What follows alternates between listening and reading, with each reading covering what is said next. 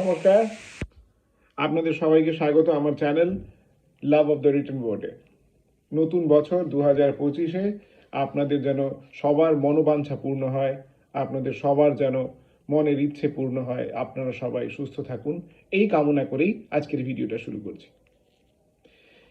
বই পড়া এবং বই নিয়ে গল্প করা, এই দুটো আমার একটা অত্যন্ত প্রিয় বিষয়। এই দুটো বিষয়ের উপরে গল্প করব, আড্ডা দেব, বই নিয়ে কথা বলবো, সেই উদ্দেশ্য নিয়েই এই চ্যানেলটা করা। তো বইয়ের প্রতি ভালোবাসা ব্যক্ত করবার জন্য আমি এবছর থেকে ঠিক করেছি চ্যানেলে দুটো ভিন্ন ভাষায় ভিডিও পোস্ট করার চেষ্টা করব। বাংলা বই নিয়ে পোস্টগুলো বাংলায় রাখবো, আর ইংরেজি বইয়ের পোস্টগুলোকে ইংরেজিতে করার চেষ্টা করব। আজকের পোস্টটা 7খানা বাংলা বইয়ের ওপরে।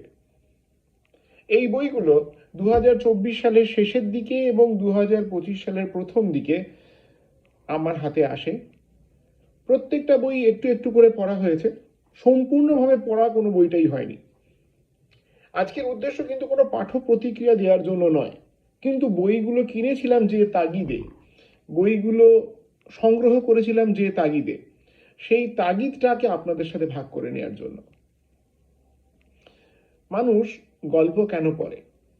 কারণ মানুষ সেই গল্পগুলোর মধ্যে, সেই গল্পগুলোর মাধ্যমে নিজের জীবনের গল্প খুঁজে পেতে চায়, আবার সেই লেখকের লেখার মাধ্যমে নতুন একটা জীবন বাঁচতে চায়। আমার তো তাই মনে হয়। সেই সূত্রে আজকের বইগুলোর সম্বন্ধে আপনাদের একটু ছোট করে জানাই। ন্যাশনাল বুক ট্রাস্ট থেকে প্রকাশিত দুটো ট্রান্সলেশন কিনেছিলাম 2024 সালের শেষের দিকে। স্পেসিফিক্যালি বলতে গেলে বলা যায় যে সোনারপুর বইমেলায় এই বই দুটো কেনা। মুন্সি প্রেমচাঁদ উর্দু এবং হিন্দি সাহিত্যের এক অবিস্মরণীয় নাম।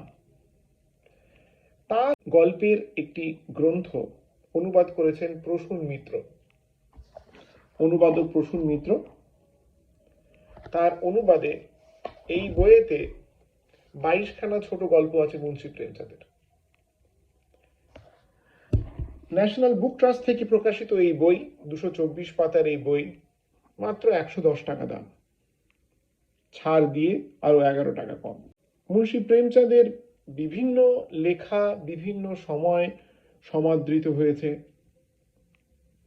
এবং মুন্সি প্রেমচাঁদের এই লেখাগুলোর মধ্যে একটি উল্লেখযোগ্য গল্প আছে, যেটি এখানে 13 নম্বর গল্প হিসেবে দেখাচ্ছে 124 নম্বর পাতায়।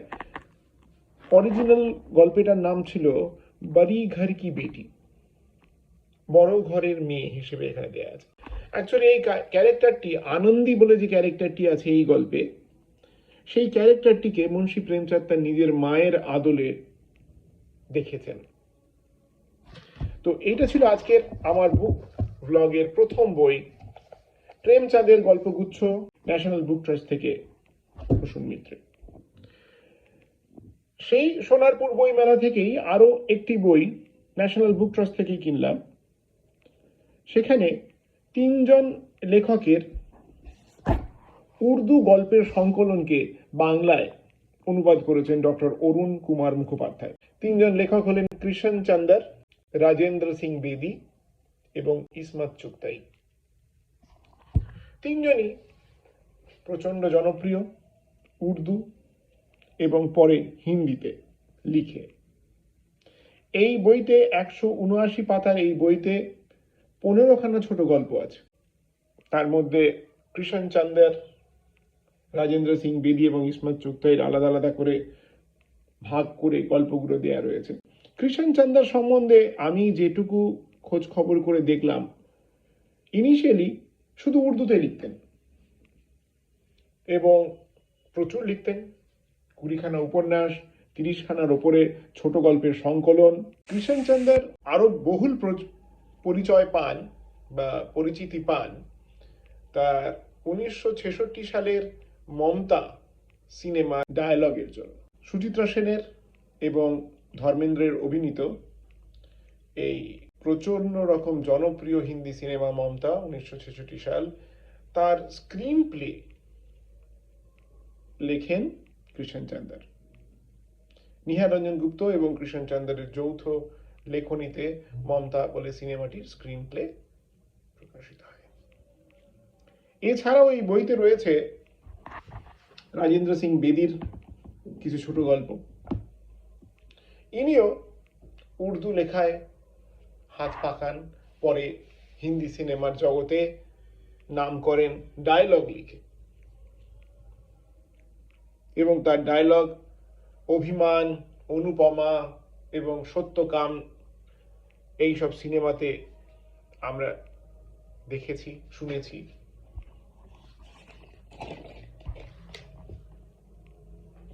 আর বিমল রায়ের মধুমতি সিনেমায় তার ডায়লগ খুব বিখ্যাত।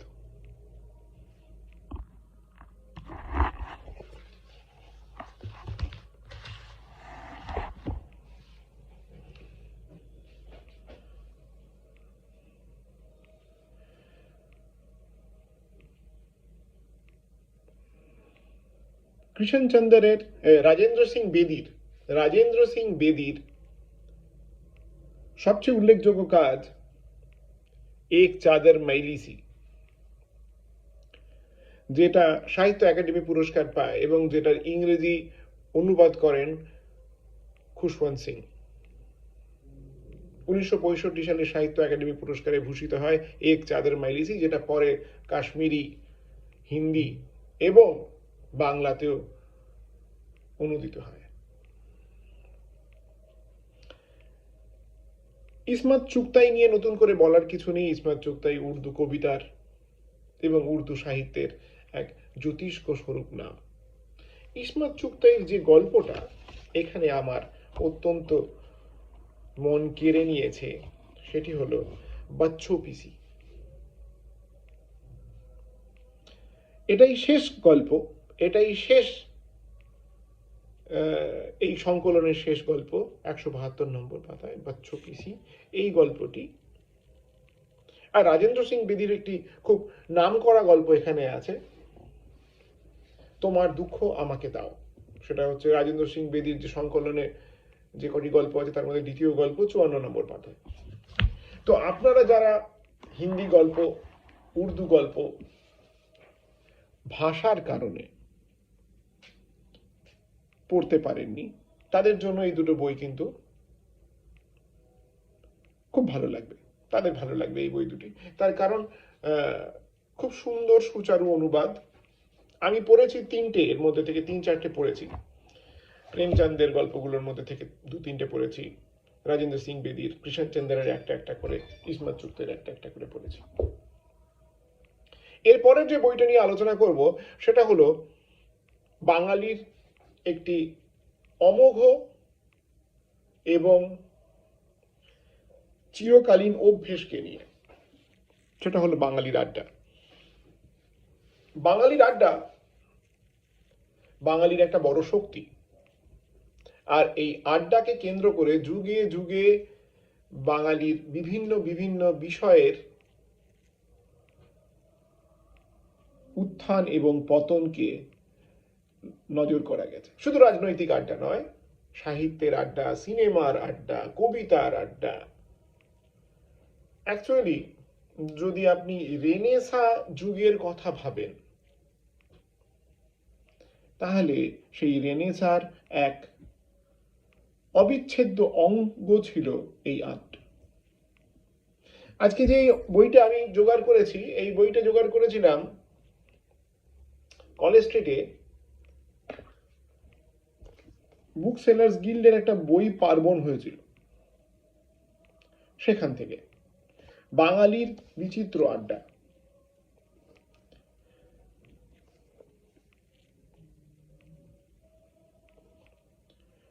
মান্না পাবলিকেশনস থেকে করা এই বই, লেখকের নাম মোহিত গুপ্ত। কি নেই এই আড্ডার বইতে? 246 পাতার আড্ডার বইতে রবি ঠাকুরের বাড়ির আড্ডা, রামপ্রসাদের সঙ্গীতের আড্ডা, বঙ্কিমচন্দ্র চট্টোপাধ্যায়ের বৈঠকি আড্ডা, আরো কত কত মানুষের আড্ডা, কফি হাউসের আড্ডা, সিনেমার আড্ডা, সমস্ত আড্ডার এক সুন্দর বর্ণনা। 24খানা বিভিন্ন আড্ডার বর্ণনা রয়েছে এই বইয়ের 246 পাতায়। 300 টাকা দাম এই বই। এবং আড্ডা যখনই আসে, এই আড্ডাকে কেন্দ্র করে আসে বিভিন্ন স্মৃতির রোমন্থন, নতুন ঘটনা, পুরনো ঘটনা, দেশের ঘটনা, ছিন্নমূল মানুষের স্মৃতিচারণের ঘটনা। এই নিয়েই এবারে আমাদের চতুর্থ বই, দেশের ভাষায় গল্প। অদ্ভুত অদ্ভুত সংকলন। সংকলনটি করেছেন অনুসুয়া কর এবং জীবন সরকার। কোডেক্স থেকে পাবলিকেশন হয়েছে, কোডেক্স পাবলিকেশনের থেকে বেরিয়েছে বইটি। 300 টাকা দাম এবং 225 পাতায় ছড়িয়ে রয়েছে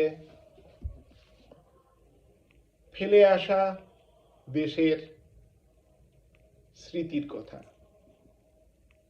অ্যাকচুয়ালি ভারত পাকিস্তানের বিভাজন,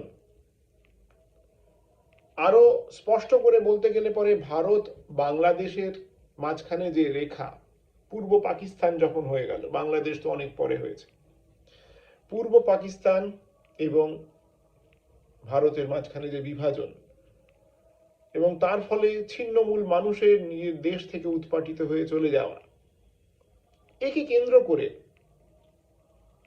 একটি গোটা প্রজন্ম যে শোক, যে দুঃখ, যে মানসিক কষ্টের মধ্যে দিয়ে কাটিয়েছে এবং সেই কষ্টের যে বীজ তার পরবর্তী প্রজন্মের মধ্যে রেখে দিয়ে গেছে, সেটারই একটা ছোঁয়া, সেটারই একটা গন্ধ এই গল্পগুলোতে রয়েছে।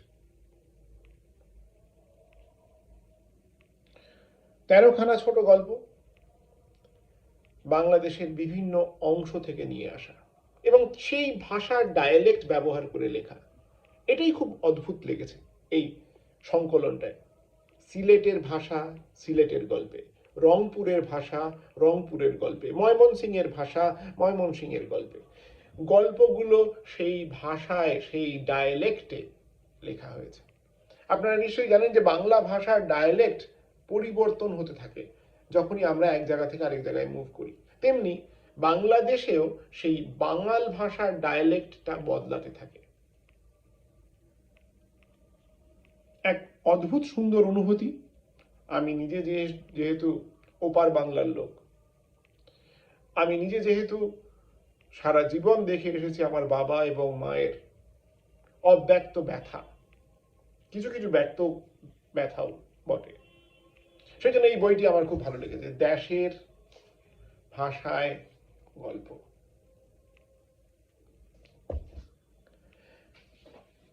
যখনই গল্পের কথা আসে, যখনই কাহিনীর কথা আসে, সিনেমার কথা আসে, শিল্পের কথা আসে, একজন মানুষকে বাদ দিয়ে বাঙালির আড্ডা, গল্প, সিনেমা, কবিতা, ছবি কোনোটাই শেষ হয় না।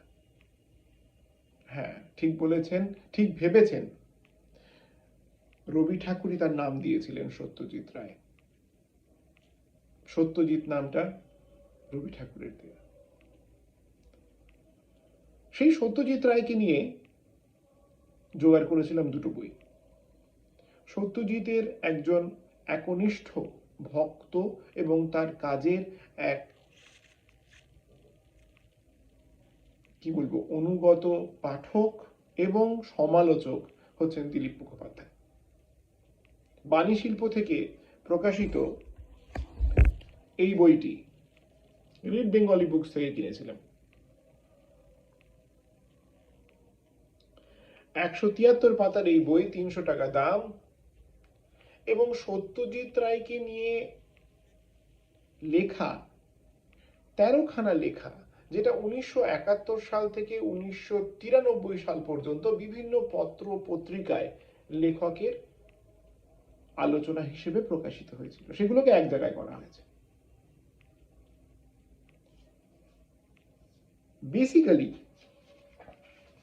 বেসিক্যালি আমি যদিও আমার পোস্টের সাথে সাথে আপনারা দেখতে পাবেন আমি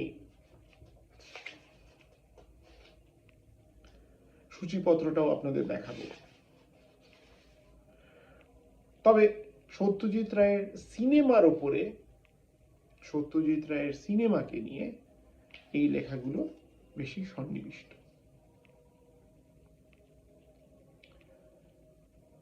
এর মধ্যে একটা লেখা খুব ভালো লেগেছিল, সেটা হচ্ছে সত্যজিৎ রায়ের নিষিদ্ধ সিনেমা সিকিম। ছোট্ট লেখা, কিন্তু খুব মনোজ্ঞ লেখা। সত্যজিৎ রায়কে নিয়ে আরেকটা বই জোগাড় করা সম্ভব হয়েছিল আমার, দেশ পাবলিশিং থেকে প্রকাশিত কথা শিল্পী সত্যজিৎ, প্রতিভা ও পরম্পরা, সুরভি বন্দ্যোপাধ্যায়ের হাতের লেখা। কেন সত্যজিৎ রায়ের গল্প, সত্যজিৎ রায়ের কাহিনী শিশু পাঠ্য থেকে বয়স্ক পাঠ্য হয়ে উঠল? কিভাবে সত্যজিৎ রায়ের সিনেমা হয়ে উঠল সত্যজিৎ রায়ের সাহিত্যের এক আয়না?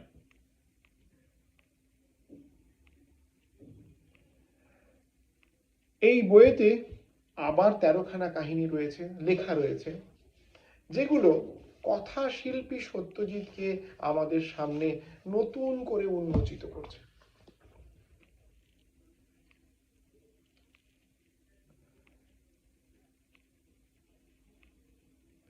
সত্যজিৎ রায়ের জন্ম শতবর্ষে প্রকাশিত হয়েছিল এই বই। সত্যজিৎকে নিয়ে উৎসাহী পাঠকের অবশ্যই ভালো লাগবে, এটা আমার দৃঢ় বিশ্বাস।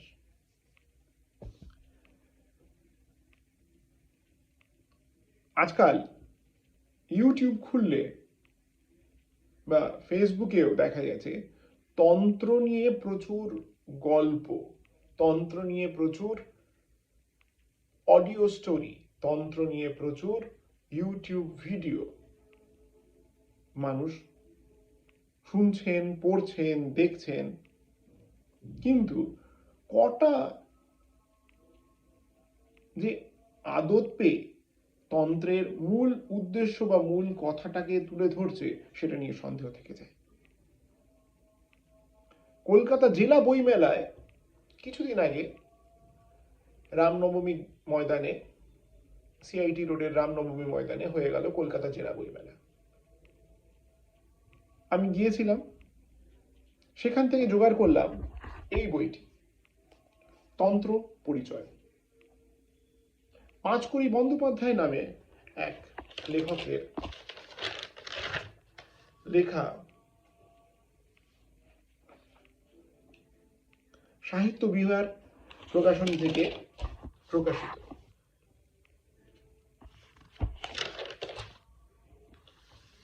এখানে তন্ত্র নিয়ে একটু গূঢ় আলোচনা হয়েছে। তন্ত্রের হালকা দিকটাকে নিয়ে কখনো আলোচনা হয়নি। আসলে তন্ত্রের কোনো হালকা দিক নেই। বয়সকালীন কারণের জন্যই হোক বা আজীবন এই জন্ম মৃত্যু এবং মৃত্যুর পরবর্তীকালে আবার প্রাণের সম্ভাবনা, এটাকে নিয়ে আমি খুব উৎসাহিত ছিল। সেই জন্য তন্ত্রের রোমহর্ষক গল্পগুলো যেমন ভালো লাগতো, তন্ত্রের ডিটেলসটা জানারও একটা ইচ্ছে ছিল সবসময় মনে।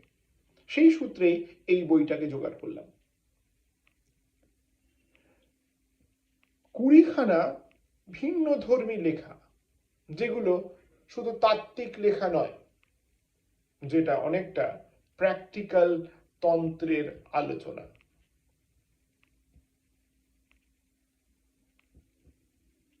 তন্ত্র মানে যে শুধু দেহ সাধনা তা নয়, তন্ত্র মানে যে শুধু তান্ত্রিক উপাচার সেটা নয়, তন্ত্রের একটা গূঢ় এবং গভীর উদ্দেশ্য এবং অর্থ এই লেখার মাধ্যমে লেখক তুলে ধরেছেন। তন্ত্র পরিচয় বইটি মাত্র 150 টাকা দাম, সাহিত্য বিহার প্রকাশনা থেকে প্রকাশিত, এবং 137 পাতার এই বইয়ে